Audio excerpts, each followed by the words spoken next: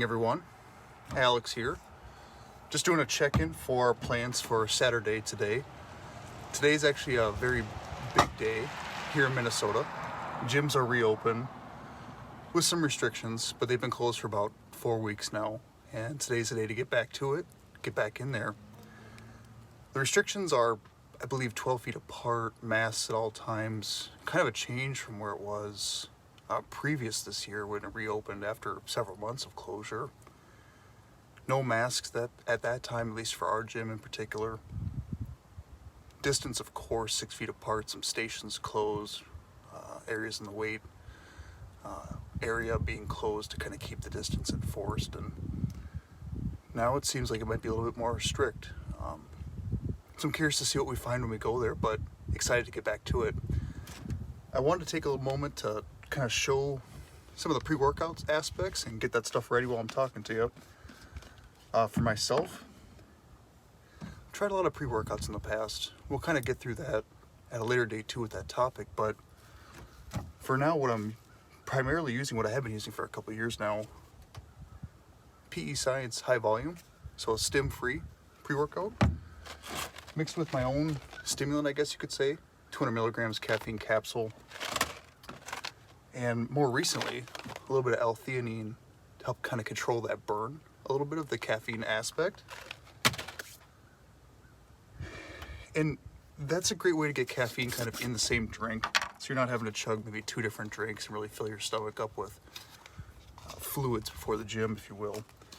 But so about 12 ounces of water, 2 scoops is a serving here for, well, 1 or 2 variant serving sizes on the label for high volume here. But 2 scoops consistently in the shaker there. Caffeine I'll put in, L-theanine I'll put in as well, but I also want to turn you guys on to something a little different as well. We get these single cans, Alina New. Let me know if I'm mispronouncing that or if you guys have some experience with this brand. I know GNC carries it, but Hy-Vee specifically in Minnesota, southern Minnesota, sells individual cans. These are 200 milligrams as well. Cosmic Stardust, Arctic White. These are really good. There's Watermelon Wave as well. A mimosa flavor, I believe. Those are really good too. But on occasion, if I feel like I'm really kind of craving that taste, that energy drink taste, I'll 2 scoops here. Have one of those drinks as well. And I think I'll actually do that this morning. Just a chance to have a little bit more flavor prior to the gym. This high volume is also a melonberry twist flavor as well. PE Science is a really good pre-workout, so stimulant included as well. However, I don't know, something about kind of combining my own caffeine and my own stimulant into it has really been a winner for me. I'm gonna see if I can introduce you guys to Oakley here too. Oakley's about 10 months now. She's a British black lab. Let's see if I can get her in the frame here. She's our little princess, of course. And occasionally she'll jump up in the tailgate, but maybe not this morning. So yeah, like I said, this is at least just the pre-workout kind of routine as it stands here today. Again, high volume's been the go-to. Really the only change up is caffeine in a capsule. Open up the capsule, that's what I'd like to do, dump the caffeine and L-theanine directly in the drink, and again, mix it, kind of saves you a little bit of time of the gelatin capsule dissolving. And like I said, that's been a really good combination for myself, and I try to share that with family and share that with friends, that combination that's kind of been a winning one for me, to see if it can be a baseline for them, and they can go from there to try different pre-workouts. For example, for me, things like Mr. Hyde in the past, and even BPIs and Optimum Nutritions in the very early days, giving those companies a chance with their pre-workouts as well. And Jeff Nippert, very famous name on YouTube, he talked a lot about PE Science and talks about the protein, their pre-workouts. That's where I got it from. So with that being said, I'll see you guys either at the gym or after, and check in with you then. The other thing for the plan here today is a little bit of automotive work, and I'll see if I can give you guys a sneak peek of that as well. All right, so the other thing we have going on today, the automotive aspect, some new parts for our truck. So we just purchased here a couple months ago 17 F-150 Lariat. It is a second gen Coyote, 5 liter. So take the time to do a little fleet tour at some point of our, well, 4 personal vehicles and my 2 other family members' vehicles that are here quite often as well. But this is a Christmas gift to myself and the family and the neighbors, of course, for that second gen Coyote.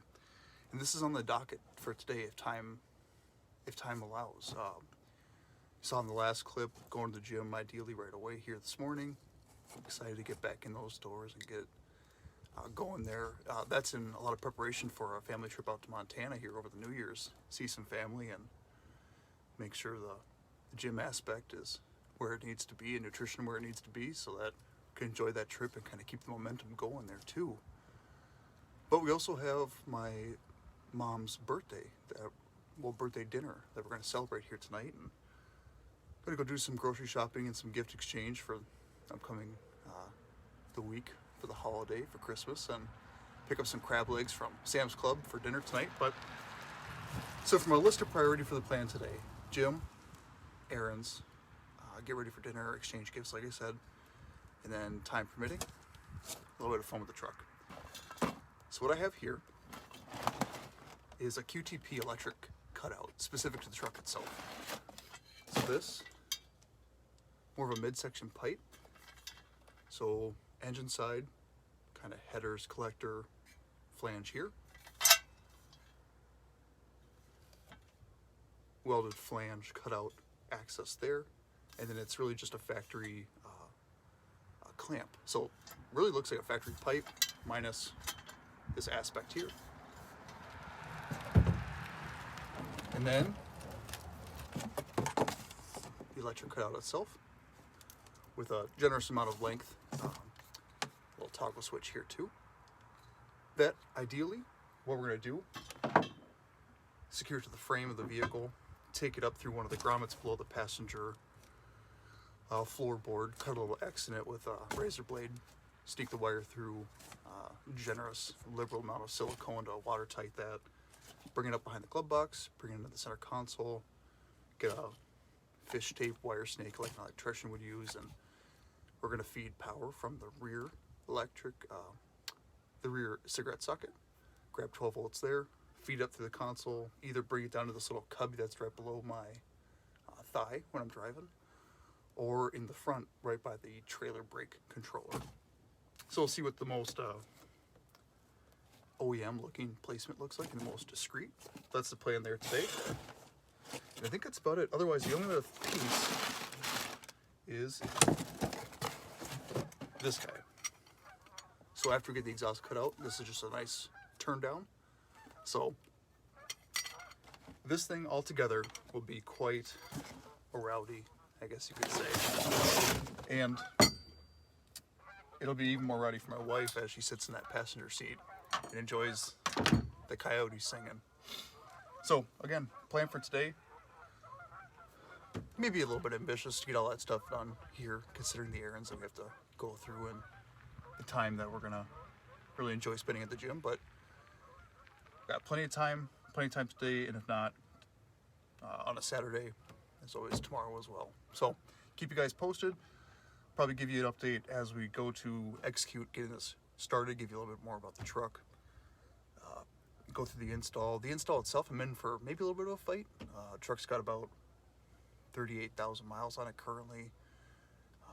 A little bit of surface rust on the exhaust components, but truck actually had some of its life up in Canada and then some of it in Michigan as well. So not set up for success from a rust-free standpoint. Now coming to Minnesota, it seems like it's seen salt its whole life. But realistically, as long as we can get these guys going, if these are pass-throughs with nuts, I believe they are, might even have the potential just to cut them off. Just don't have factory replacement hardware or really any kind of hardware replacement. So that's an option if MAP gas or rust penetrant can't get it off for us. But same thing kind of goes with the exhaust clamp as well. It's it's not like we don't have options from a big red wrench standpoint or cutting the hardware and loosening the pipe. That's always the biggest problem when it comes to exhaust replacement, is just getting the OEM part off. So again, give you guys an update once that's underway, and then show you guys the finished result with kind of where I'm tapping in power, how we're running through the cab, what it sounds like, reactions from the family, good or bad. And then again, just nice to have a dual personality option for the exhaust, that we can get a little crazy when we want to, but also make it out of the neighborhood without disturbing the piece too much. All right, thanks for checking in, thanks for being here. I'll see you guys in the next one. Thank you.